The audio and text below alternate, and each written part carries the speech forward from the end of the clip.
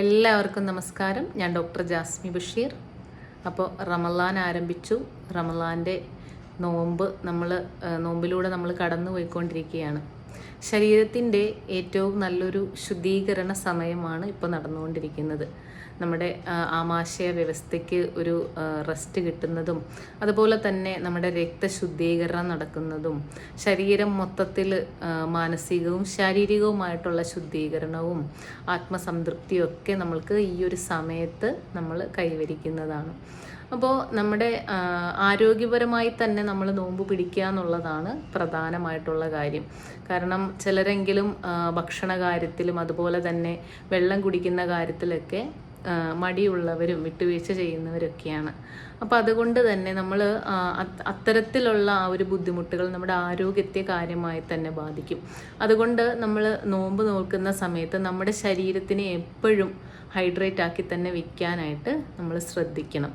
നമ്മുടെ ശരീരത്തിൽ നിർജ്ജലീകരണ ഒരവസ്ഥ വരാതിരിക്കാനായിട്ട് നമ്മൾ പ്രത്യേകം ശ്രദ്ധിക്കേണ്ടതാണ്. കാരണം ഇപ്പോഴത്തെ ഒരു കാലാവസ്ഥ എന്ന് പറയുന്നത് അത്യാവശ്യം നല്ല ചൂടാണ് അല്ലേ. നമ്മൾ സമ്മറിലോട്ട് കടക്കുന്ന ഈ ഒരു അവസ്ഥയാണ്. നമ്മുടെ ശരീരത്തിൽ നിന്ന് ഒരുപാട് വെള്ളം നമ്മൾക്ക് നഷ്ടപ്പെട്ടു പോകും. അതുകൊണ്ട് തന്നെ നമ്മുടെ ശരീരത്തിൽ ചൂട് അധികമാകുകയും നമ്മൾക്ക് യൂറിൻ്റെ ഔട്ട്പുട്ട് കുറയുകയൊക്കെ ചെയ്യുന്നൊരവസ്ഥ ഈ ഒരു സമയത്ത് ഉണ്ടാകാൻ സാധ്യതയുണ്ട്. അതുപോലെ തന്നെ ജലാംശം കുറയുമ്പോൾ മലബന്ധം പോലുള്ള അവസ്ഥകളും, വയറിൽ ഗ്യാസ് കയറുന്നതും, അതുപോലെ വയറിനൊരു ബ്ലോട്ടിംഗ് അവസ്ഥയും, നമുക്കതുപോലെ അസിഡിറ്റി ഉണ്ടാകുന്നൊരവസ്ഥയൊക്കെ ഈ ഒരു ടൈമിൽ ഉണ്ടാകാനുള്ള സാധ്യതയുണ്ട്. അതുപോലെ തന്നെ ശരീരത്തിലുണ്ടാകുന്ന അധികമായിട്ടുള്ള ചൂടും, അതുപോലെ തന്നെ ഒരുപാട് നമ്മൾ വിയർത്തു പോകുന്നത് കൊണ്ട് ഒരുപാട് നമ്മുടെ ശരീരത്തിന് ആ ഒരു ബുദ്ധിമുട്ടും ദുർഗന്ധവും ഒക്കെ ഉണ്ടാവാനുള്ള സാധ്യത ഈ ഒരു ടൈമിൽ കൂടുതലാണ്. അപ്പോൾ അതുകൊണ്ട് തന്നെ നമ്മൾ ബോഡി എപ്പോഴും ഹൈഡ്രേറ്റ് ആക്കി വെക്കണം.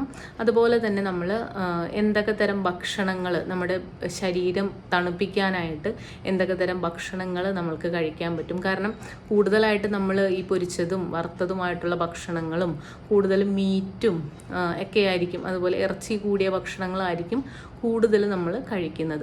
പക്ഷേ ഇതൊരു ശുദ്ധീകരണ പ്രോസസ്സും അതുപോലെ ദഹന വ്യവസ്ഥയ്ക്കൊരു റെസ്റ്റ് കൊടുക്കുന്ന അവസ്ഥ കൂടിയാണ് ഈ ഒരു ഫാസ്റ്റിംഗ് എന്ന് പറയുന്നത്.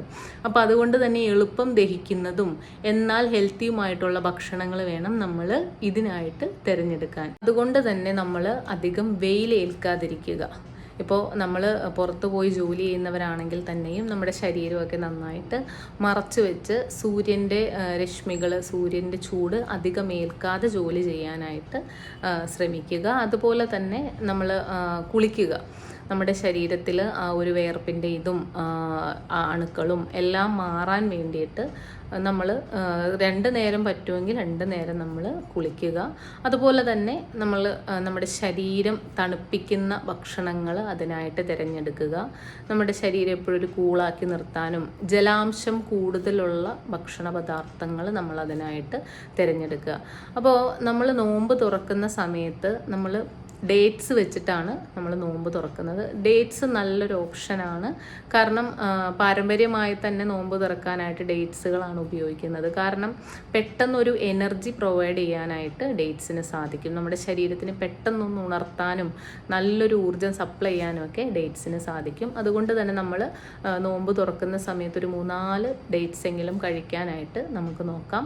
അതുപോലെ തന്നെ നട്ട്സുകളും വളരെയധികം നല്ലതാണ്. മിനറൽസും അതുപോലെ തന്നെ ഒരുപാട് വിറ്റാമിനുകളൊക്കെ നട്ട്സിൽ അടങ്ങിയിരിക്കുന്നത് കൊണ്ട് തന്നെ കൂടുതലും നട്ട്സുകളും നമ്മൾക്ക് ഉൾപ്പെടുത്താം. അതുപോലെ തന്നെ പച്ചക്കറികളും കൂടുതലായിട്ട് നമ്മുടെ കക്കിരി പോലുള്ള കുക്കുംബർ പോലുള്ള പച്ചക്കറികൾ, ജലാംശം കൂടിയ പച്ചക്കറികൾ നമ്മൾ നമ്മുടെ അത്താഴം കഴിക്കുന്ന സമയത്തും അതുപോലെ നോമ്പ് തുറക്കുന്ന സമയത്തൊക്കെ കഴിക്കുന്നത് ശരീരത്തിൽ ആ ഒരു ജലാംശം നിലനിർത്താനായിട്ട് വളരെയധികം നല്ലതാണ്. അതുപോലെ തന്നെ പ്രധാനപ്പെട്ട ഒന്നാണ് നമ്മുടെ തണ്ണിമത്തൻ. ഒരുപാട് വെള്ളം അടങ്ങിയ, ജലാംശം അടങ്ങിയ ഒരു ഫ്രൂട്ടാണ് തണ്ണിമത്തൻ. അതും ധാരാളമായി കഴിക്കുന്നത് കോൺസ്റ്റിപ്പേഷൻ ഒഴിവാക്കുന്നതിനും മൂത്രം നന്നായിട്ട് ശുദ്ധീകരിച്ച് പോകുന്നതിനും അതുപോലെ തന്നെ ശരീരത്തിൻ്റെ ആ ഒരു ജലാംശം നിലനിർത്തുന്നതിനുമൊക്കെ വളരെയധികം നല്ലതാണ്. അതുപോലെ തന്നെ കോക്കനട്ട് വാട്ടർ ശരീരത്തിനെ മൊത്തത്തിൽ ഒന്ന് എനർജറ്റിക് ആക്കാൻ പറ്റുന്ന ഒരു ബെസ്റ്റ് ഭക്ഷണമാണ് കോക്കനട്ട് വാട്ടർ. ഈ പാനീയം നമ്മുടെ ശരീരത്തിന് ഊർജം പകരാനും അതുപോലെ ഇലക്ട്രോലൈറ്റ്സുകളെയൊക്കെ ബാലൻസ് ചെയ്യാനൊക്കെ ഏറ്റവും നല്ലതാണ്. അപ്പോൾ നമ്മൾക്ക് ഒരു നേരമെങ്കിലും ആഴ്ചയിൽ ഒരു 2-3 പ്രാവശ്യമെങ്കിലും നമ്മൾക്ക് നമ്മുടെ ഈ നോമ്പ് തുറക്കുന്ന സമയത്തൊക്കെ ആണെങ്കിലും നമ്മൾക്ക് കരിക്ക് ഉൾപ്പെടുത്താനായിട്ട് ശ്രമിക്കാം. അപ്പോൾ നിങ്ങൾ എടുക്കുന്ന ഓരോ നോമ്പും ആരോഗ്യത്തോടെ ആകട്ടെ.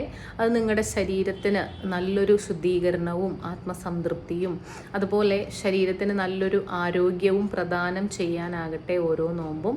അപ്പോൾ കൃത്യമായി ആരോഗ്യത്തോടെ തന്നെ എല്ലാ നോമ്പുകളും എടുക്കാനായിട്ട് ശ്രദ്ധിക്കുക. അപ്പോൾ അടുത്ത വീഡിയോയിൽ കാണാം. എല്ലാവർക്കും നമസ്കാരം.